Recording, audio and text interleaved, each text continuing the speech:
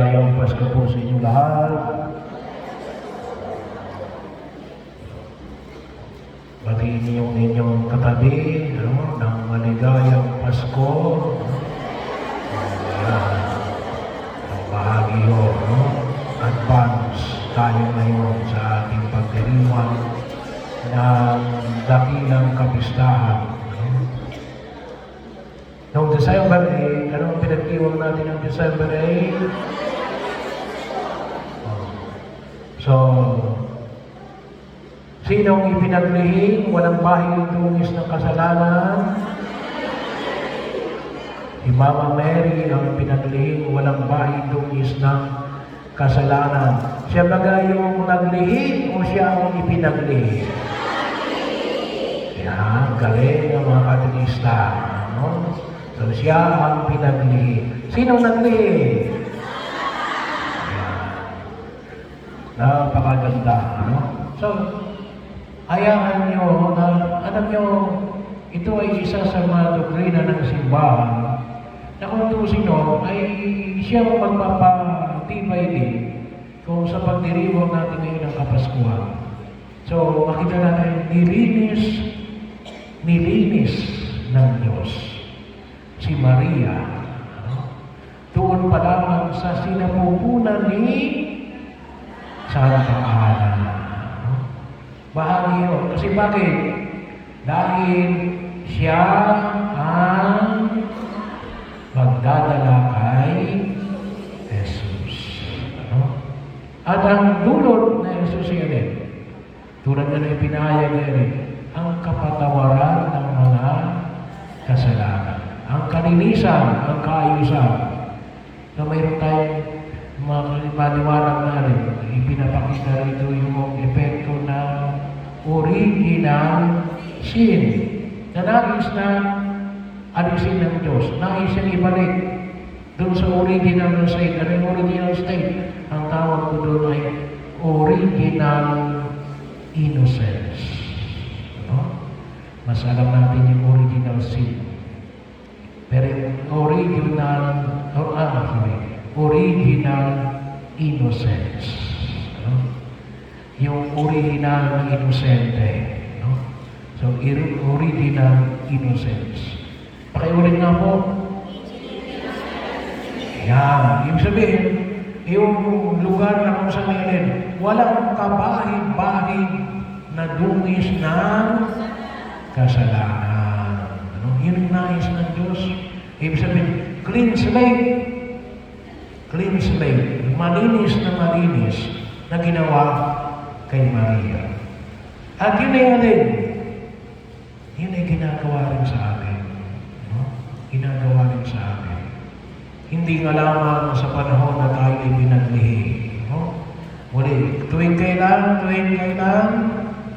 ginagawa ng Diyos sa atin yun? Nung tayo ay bininyagan. Yung aking uwi ni kahapon ay sabi mo, 4 sa 7 sakramento ang naglilinis ng kasalanan. Ano yung 4? Binyag. Pangumpisal. Ano pa? Misa. At pag-apain ng Santo Oreo sa may sakit. Sa loob ng misa. Kaya lang kapag kayo dumating ng readings na, hindi na kayo. Tapos na yung pagkapatawad nun naibigay niya yung absolution. Kaya dapat ay kayo ay on time sa misa. Pag dumating kayo ng readings, na-miss nyo na yung pagkapatawad ng kasalanan. Kaya niranais ang Diyos na kumari talagang dumating tayo ng oras ng misa. Pero yun ang bahagi yun na makita natin. Yung kaisipan natin na makamit natin yung kaliwanagan.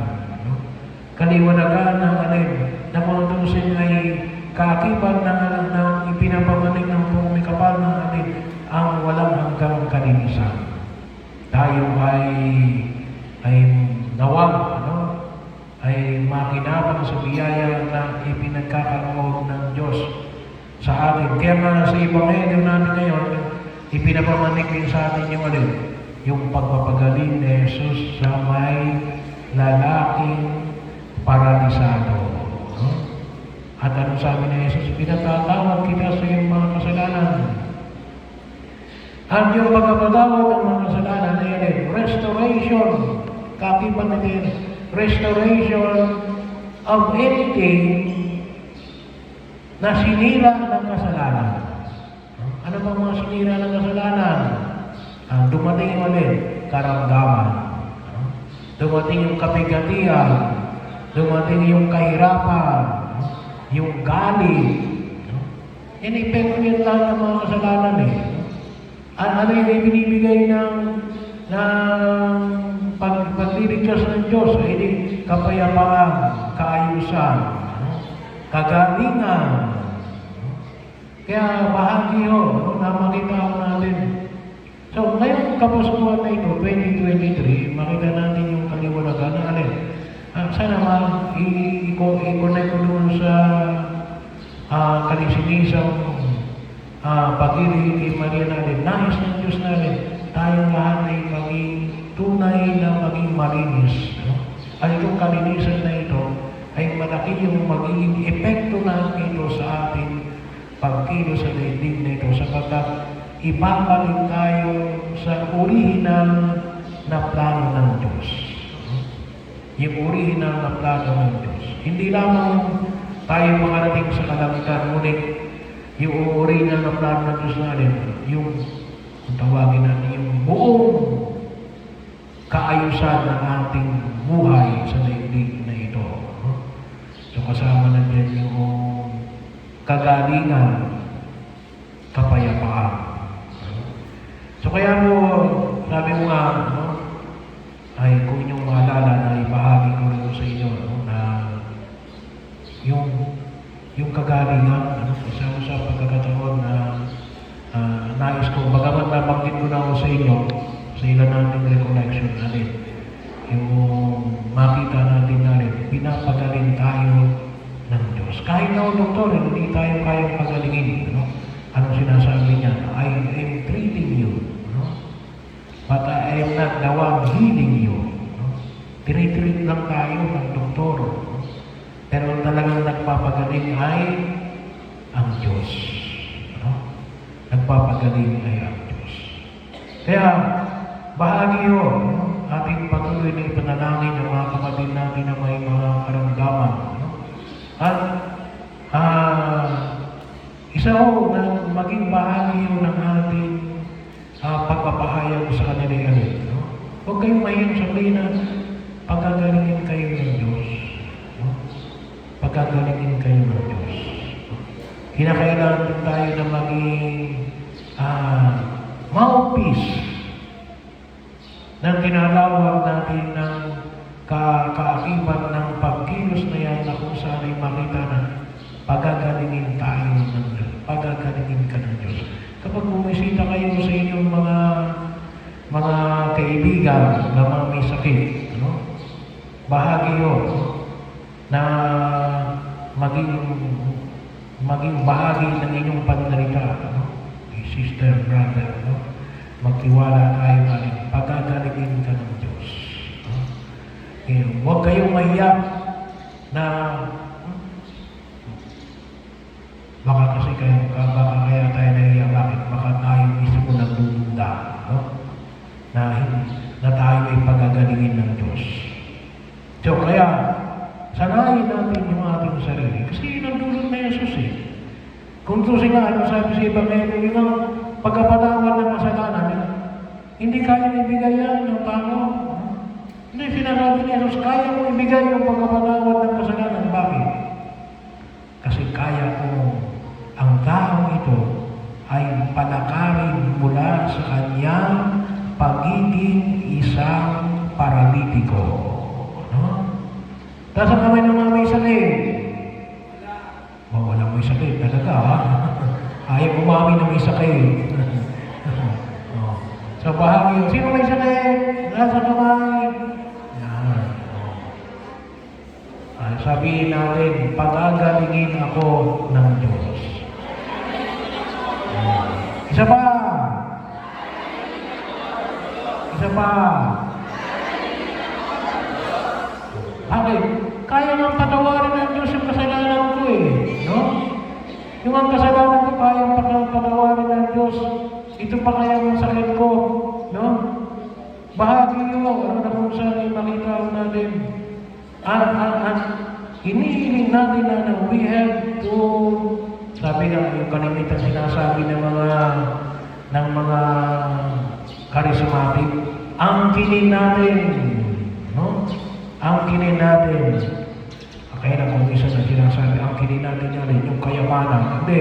Angkinin natin yung alin, yung pagpapagaling ng Diyos. No? Gusto ba ng Diyos na gumaling kayo? Dapat mas gusto natin. Kasi bakit? At gusto ng simbahan na tayo lahat yung magaling. Bakit? Kasi kailangan ng simbahan ang mga naglilingkod sa kanyang bayan. Amen? Kaya gusto ng Diyos na kayo magaling. Kasi bahagi ko, napakahalaga ng inyong ginagampanan sa bawat parokya na kinabibilangan po natin. Kaya kinakailangan tayo ay magkaroon ng maayos na mga pangangatawan. Ano? Yun naman yung muna natin isipin. Gusto natin gumaling at pinagagaling tayo ng Diyos. At kakibat ito, ay siyempre, may mga bagay na kinakailangan natin pag-ingatan. Ano yun? Ay di yung ating kalusugan. Kumain tayo ng mga bagay na masustansya. Bawasan natin yung mga bagay na bawal. Alam niyo naman yung bawal. Sabi nga ng iba masarap ang bawal. Bawasan natin. Hindi naman sinabi na huwag tayong kumain ng bawal. Bawasan lang natin. Kasi bahagi tayo rin naman ang mahirapan kapag kinakain natin yung mga bagay na bawal. Pero ibig sabihin, gusto kong gumaling. Kinakailangan din natin ng pagkilos. At isa rin hindi pa naman ako senior. Isa rin ako sa rin makita natin, para sa kagalingan ng katawan, we have to religiously inumin ang ating mga maintenance. No? Kaya ang tawag natin ay maintenance. No? Kung tayo ay kumakain ng 3 beses sa isang araw, o umiinom palagi ng tubig, mayroon tayong maintenance. May gamot din tayo. Inumin natin din yung ating gamot. Bahagi na kung saan makita natin. Bakit? Kasi gusto natin na gumaling. Bahagi At kung pwede nga lamang, ay huwag kayong magagaling. Kapag pinaalalahanan kayo ng inyong asawa o ng inyong anak na uminom ng gamot, minsan nagagalit tayo kapag pinaalalahanan tayo na uminom ng gamot. Magpasalamat nga tayo at may mga taong nagpapaalala sa atin na uminom ng gamot. Bahagi yun. Pagkakataon na kung saan yung makita natin. Huwag niyong isipin yung pera na ibinabayad ninyo sa maintenance niyo kasi hindi naman ibibigay ng doktor kung hindi yan makabubuti sa atin. Magtiwala tayo sa mga masigit na nakakaalam tungkol sa ating pananampalataya. Sabi na din kung minsan, iba, sabi niya kung minsan Father, ako ay nangangati sa gamot ko. Ibig sabihin, may allergy kayo. Sabihin niyo sa doktor, para palitan yung inyong gamot.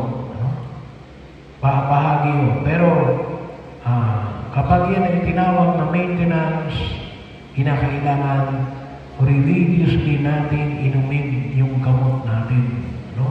Kasi yan ay makatutulong para tayo ay maging malusog, gumaling. sa pagkilos na ito. Maaari hindi nga maintenance na yan, ibig sabihin yung paggaling natin niya din. Hindi na natin, kasi akala natin kapag magaling tayo, titigil na yung gamot. Hindi. Maintenance na ho yun eh. Tunutusin. Yun na yung magiging gamot natin. Ano? Kung habang tayo nabubuhay sa daigdig nito. Maliban na lang kung alin. Ma-restore tayo sa original natin na lakas. Which is probably kalimitan ay hindi nagaganap. No? Pero sana gamitin natin yung mga bagay. Kasi bahagi yun no? Ng aging. No? Hindi mo yan yung tinatawag natin, hindi na talaga natin may mamaliging original state. No? Bakit? Kasi nagkaroon ng laman. Sana yung laman, gawa ng original sin. No? Gawa ng original sin. Pero ito mo naman yung makita natin. No? Sa pagkakataon na ito, no? Na maging bahagi yun ng ating pagkilos ngayon, na matagpuan natin yung kaliwanagan, makita natin sa Jesus sa gitna ng ating lakas, at tayo nakapagtutulong para ng iba, no? At maging bahagi mo tayo, no? Alam niyo, tayo mga matatanda, no? Kapag tayo ay makita ng iba na alin, nagpapahayag, no? Sa bawat isa para sa kagalingan, no? Ay malaki yung may tutulong natin sa ating pagkilos, no? Pero yun, no? Tayo ay pagagalingin ng Diyos. No? At napakamahal ngayon, no? Napakamahal ngayon ng magkasakit. No? Kaya pag-ingatan natin na higit na pagkakataon. Kasi ito yung nais na ipagkaloob ng Diyos sa atin. Kagalingan at kaayusan. At sana po, ay higit natin matagpuan sa higit na pagkilos na ito sa ating buhay bilang mananampalatayang mga Kristiyanong Katoliko. And we have to pray, no? Na yung presensya ng Diyos ay yung presensya ng Diyos natin. Una, magpasalamat tayo sa ating kalusugan. No? Amen? Magpasalamat tayo at tayo ay narito pa, no? Malulusog pa, no? At ako'y natutuwa, no? Kasi iba sa inyo, no? Kahit na matatanda na, no? 80 plus, hindi lang malakas, nakapaglilingkod pa sa Diyos. Nakapaglilingkod pa sa inyong mga parokya. No? Kaya po, ako, no? Ay nagpapasalamat sa inyong paglilingkod bilang mga katekista. No? Maraming salamat po at kayo ay regalo ng Diyos. No? Huwag niyong kalimutan, no? Na kayo ay alin, regalo ng Diyos. No? Yung inyong kalusugan ay alin, regalo ng ating Panginoong Jesucristo. No? Your very presence ay regalo ng Diyos. No?